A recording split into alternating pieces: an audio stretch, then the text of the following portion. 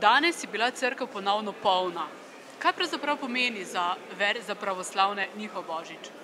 Pa evo, znači, za sve kompletno i za našu Srpsku pravoslavnu crkvu i za sve pravoslavne crkve nocoj, znači ob 12, je rođenje Gospoda Isusa Hrista i to je jedan od najvećih praznika, znači rođenje Gospoda Isusa Hrista, da nam se useli u naše domaćinstva, u naše parohije, u naše crkve, znači jedna potpuna nova radost da obnovimo crkveni život i to jeste da obnovimo svako domaćinstvo i da Gospod Isus Hristos nam pošalje svevišnji blagoslov. Zakaj so pravzaprav recimo v vaši cerkvi moški in ženske ločeni, vsak stoji na svoji strani?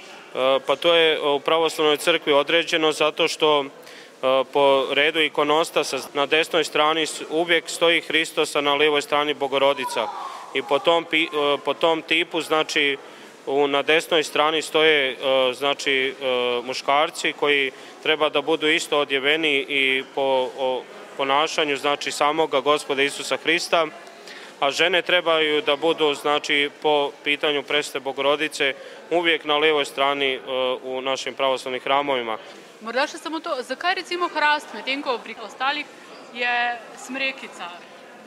Pa pazite, u našoj pravoslavnoj crkvi znači običaj je znači da praslika Gospoda Isusa Hrista, upravo cerić ili hrastić je nešto što daje snagu, veliku snagu i zato se bira jedan krošnjati mladi cerić ili hrastić koji će donijeti novu snagu, novi život u našu zajednicu ili znači u naša domaćinstva gdje se unosi taj hrast ili cerić.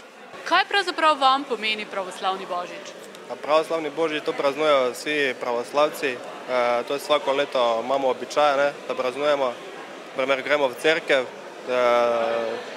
potem vzamemo tudi badnjak pa slamo. Badnjak vedno, ko prijemo domov, vedno se zažge misli se daje nagrana v šporet, da se malo zažge to je običaj. Malo pogače doma pa razne specialitete se delajo doma. Ali ob tej priložnosti mama speče tudi poseben kruh?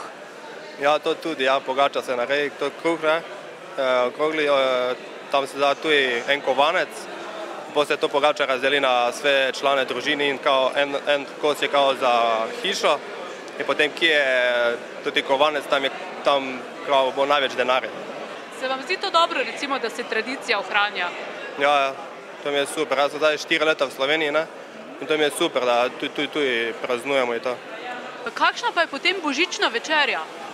Ja, za večerjo pač pripravimo ali pa kaki kruh, suho sadje je lahko, ali pa kak se kdo odloči, ali pa kako ribu.